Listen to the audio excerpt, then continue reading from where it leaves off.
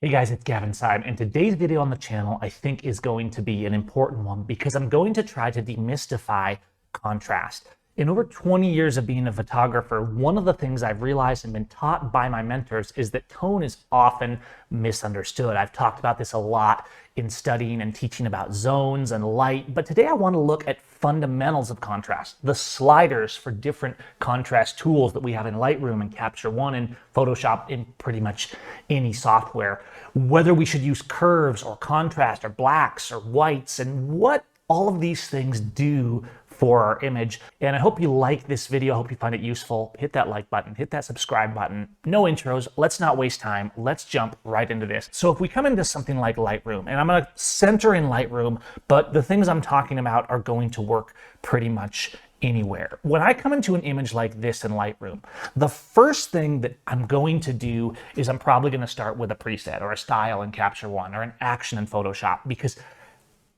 I want to get to my visualization, get the variations as quick as possible.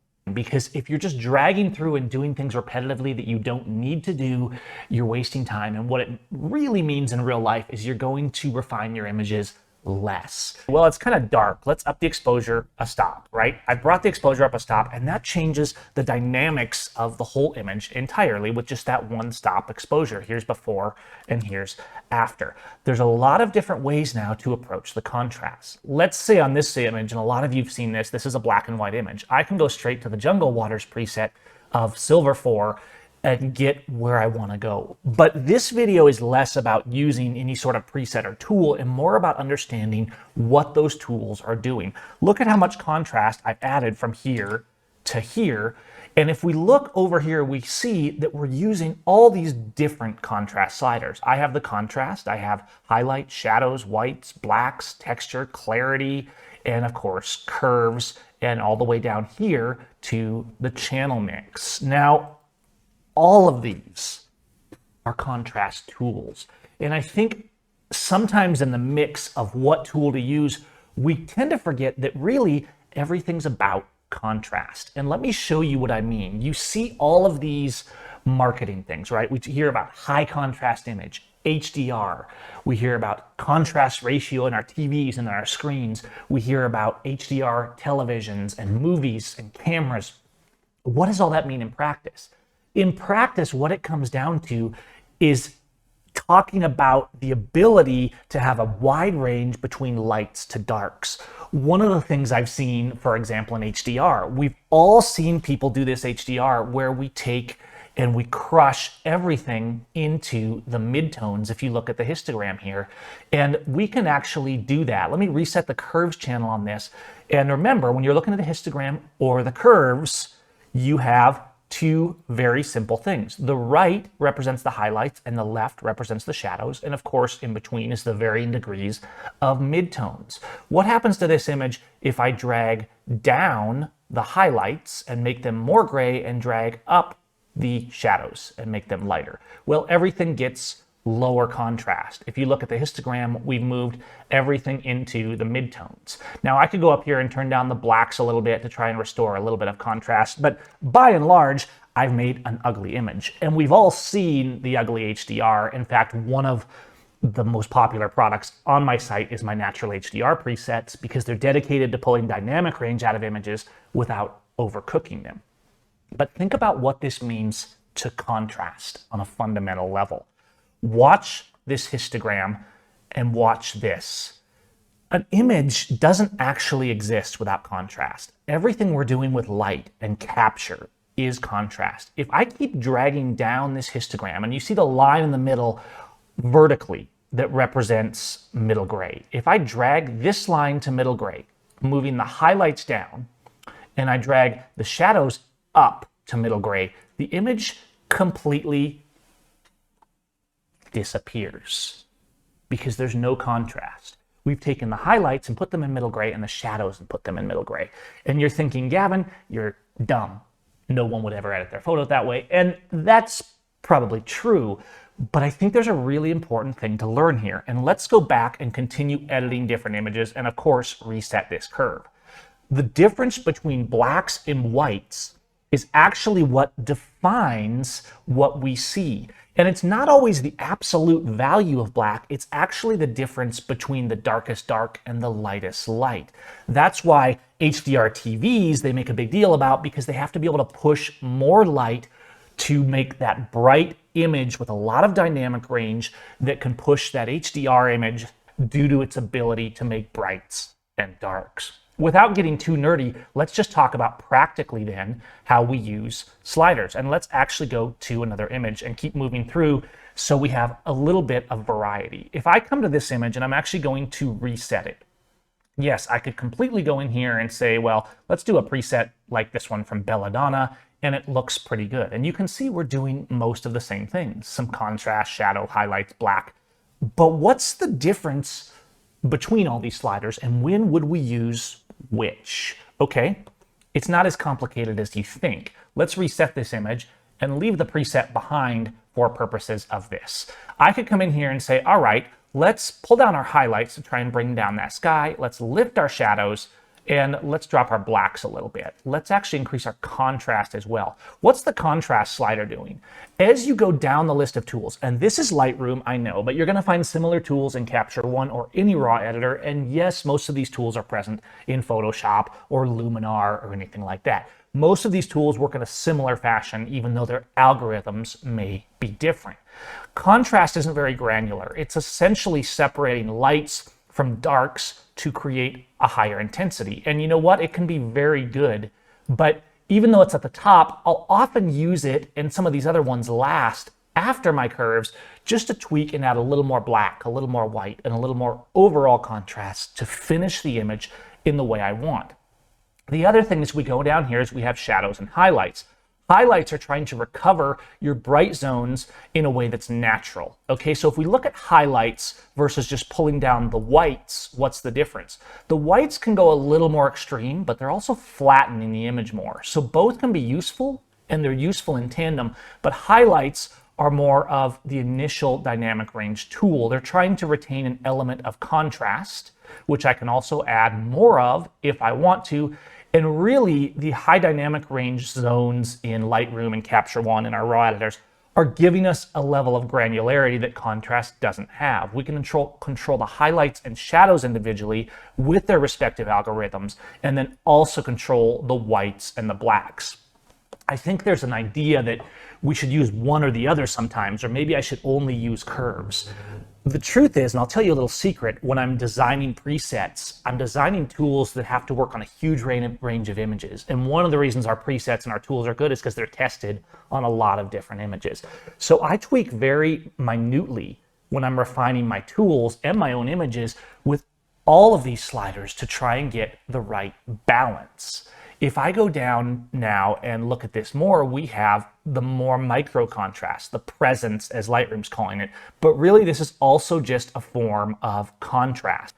Each one of these, as you see, if I add or take away texture, is focusing on slightly different elements of the image, and all can be really good. There's a concept in people's minds that we should turn these up. Oh, I want more texture and I want more clarity. For a landscape or a scene like this, that can be really good. But if I go to here like this portrait, let's actually go to this one because it's a little bit sharper. So I could put something like the film push preset and I've got a pretty good looking image. But if I go into the texture and clarity slider, you'll notice on a portrait look, these are turned down more. If I crank up my clarity and up my texture, it's doing a micro contrast that isn't actually flattering at all for a portrait. So let's undo those. Let's come back though to this image. We've done highlight and shadow and whites and a little bit of texture and a little bit of clarity, but let's look at curves. People talk a lot about curves. People get really confused about curves and what they can do, and they seem intimidated, and they're actually pretty simple. If we look in Lightroom in particular, we have a few ways to do curves. One way is the parametric curve, where we actually just have sliders. And so I can use these for just another granular level of control. I can pull down highlights, I can lift the lights, which are more like the lower highlights, the darks, kind of the mid darks right here, I can adjust, and I can turn the deeper darks, the shadows, up or down. So effectively, these are just giving you a more gradual arc on each part of the curve that's divided into 4, and you can actually adjust the feather of that down here, although I don't usually mess with that too much in the way it feathers off. If I want to get specific with my curve, I normally just come over here to the point curve. In the point curve, I can just click and add a point anywhere I want. And so I can go here and I can say, let's lift the midtones a little bit. Let's pull the mid shadows down a little, but lift the deep shadows up a little bit for a little bit of a filmic feel. Filmic feel, filmic, cinematic. Why are we always saying that? I think one of the things we're doing when we're editing, and I started on film, so I remember film, I still shoot film sometimes. I have my 4x5 film that I really love. It's not always practical, but film I think gives us grounding because not that it's always needs to look like film, but film was very consistent. Huge amounts of money would be invested in getting the color balance and the look of a film correct. You couldn't just change 10 different films just like that, like we can do with presets, with actions, with styles, with sliders. So I think when we're editing and we say, well, they put so much into film, into Hollywood, into cinema looks, what look am I going for? What's my visualization? But I think when I think of film and cinematic looks, sometimes I'm trying to mimic the look of a film like I do in Filmist presets. And when I edit with those, but oftentimes I'm just trying to give myself a baseline in my mind, I think, so that I don't push an image too far, so that I can make an image feel rich and cinematic and bold, but not over the top and ridiculous, like sometimes we see, for example, with an HDR that's too compressed into the midtones. Let's look at this curve again, and you can see how with this curve, I'm adjusting the contrast in a very different way, and I can control each specific part. And once you understand that this left side of your histogram and of your curve is your darks, here's your midtones, and here's your highlights from a horizontal perspective. And then dragging those vertically adds or takes away that respective element. So if I pull down, I'm taking away, darkening the exposure of just this area of my lights, or lighten the exposure of just this area of my lights. So while these tools, each one has an algorithm. If I take and adjust exposure by one stop, there's an algorithm that's adjusting that exposure, that Lightroom or Luminar or Capture One, it's their algorithm that's supposed to be natural.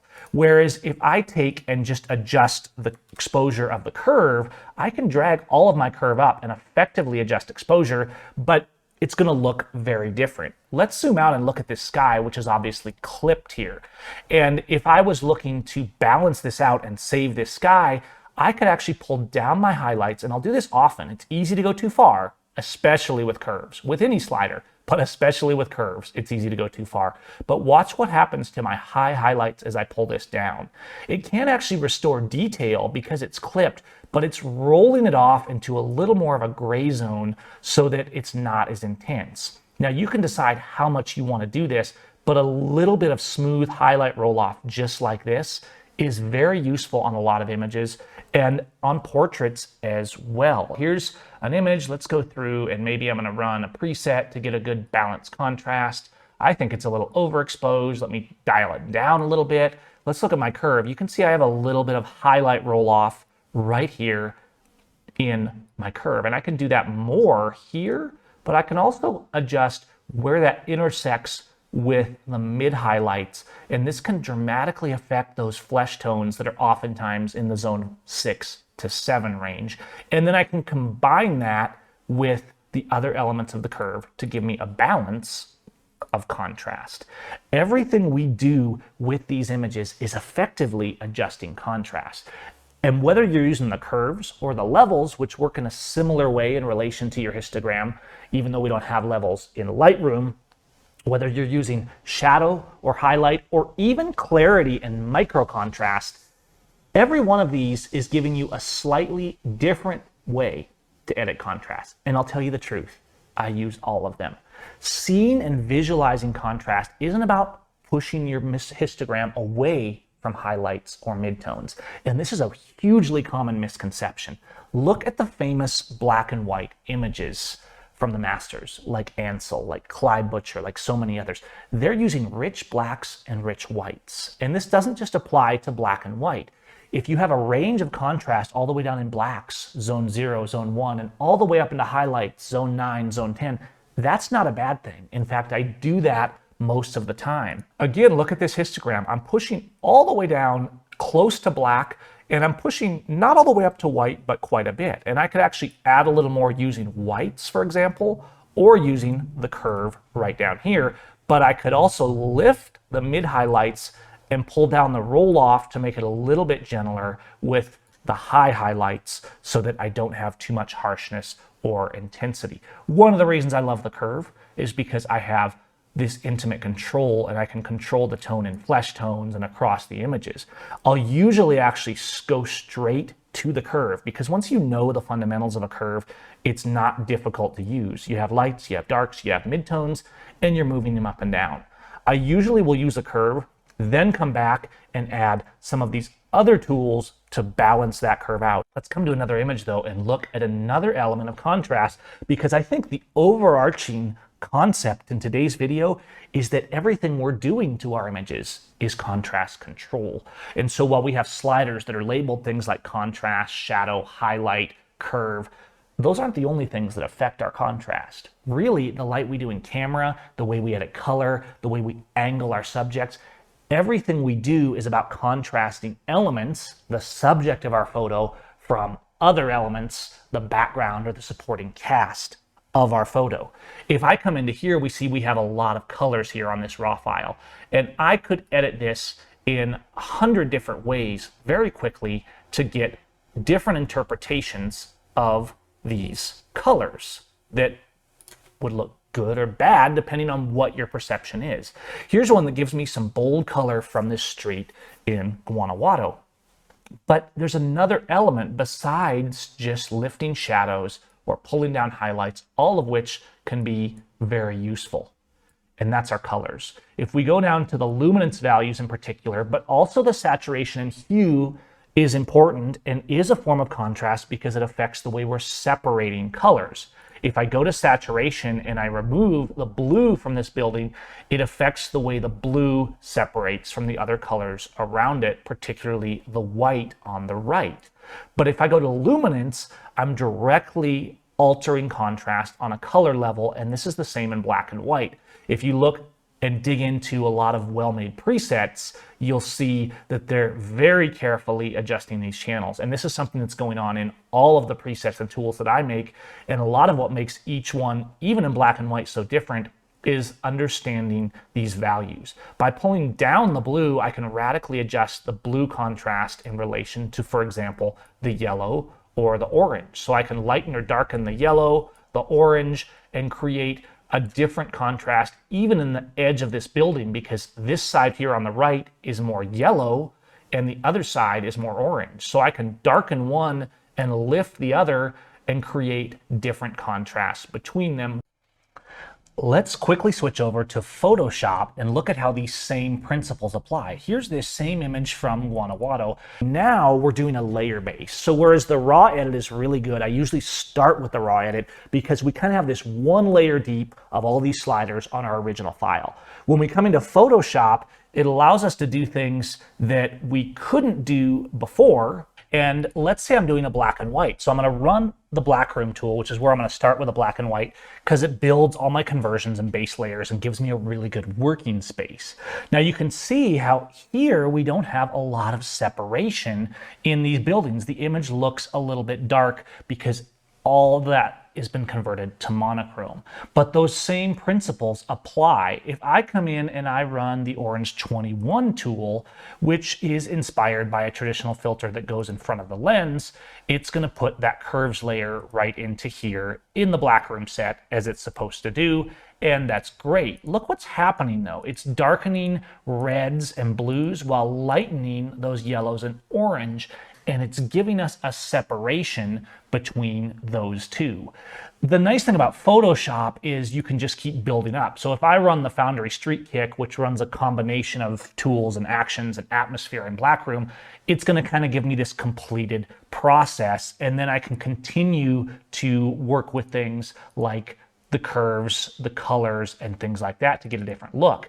But you'll see that if I double click my street shot curve and come up here, my curve tools are looking the same as they were in Lightroom or anywhere else. So I can actually control the individual feel of different areas of this by dragging that curve around in the same way to get different roll-offs and textures. If I come down here and let's look at this other image from Guanajuato, here is a completed image, but it was done just with Lightroom. And I use vignettes and the new masking tools and all of these things. But look at what's happening with these color channels, not only the saturation, but also the luminance. I can draw attention to different areas, for example, the flower on her head, by increasing or decreasing yellows. Greens, for example, I will often drop down because actually for a more filmic-like look, richer, deeper, darker greens, generally speaking, are more natural. I can do the same with blues and where I want the eyes to draw. And I can also actually affect contrast with hue as well by controlling the hue of different tones, because it's going to blend or separate colors or even change into color spectrums, for example, on her dress. But ultimately, everything I'm doing in this image is to make sure our eyes are drawn to the subject. Ultimately, everything I do in an image, everything you do in an image, is about contrast. It's about what you saw here, the light that you had in the real world, and how you're interpreting that light. Sometimes I'll push the shadows up, but actually pull the black slider down, or I'll push the shadows up, but pull the blacks down on my curve. Everything we do to each of these sliders combines with the others, and they're all good. Highlights is focused more on recovering, whereas curve might just be dropping dramatically the exposure of whatever target you're targeting in that curve. The more advanced tools can be a little easier to overdo, whereas the basic sliders are a little bit more algorithm to be safe. But safe isn't always good, and there are no absolutes. At the end of the day, there's really no rules in terms of how you use contrast. There's no rules, despite what other videos may say, that you should only use this to edit contrast ever. And once you discover this one hidden technique, you'll never go back. I find that curves are a little more nuanced. In fact, if I come in here and say, well, let's go down right here in Photoshop and put a levels layer on, we could do a whole video on levels, just like we could do a whole video on curves. And each one of these is important, and people have a preference of each one. I can adjust my midtones with levels. I can adjust my shadows with levels. I can adjust my highlights with levels. And none of these techniques is wrong. But at the end of the day, what matters most is using your contrast. Don't be afraid of your shadow. Don't be afraid of your highlight.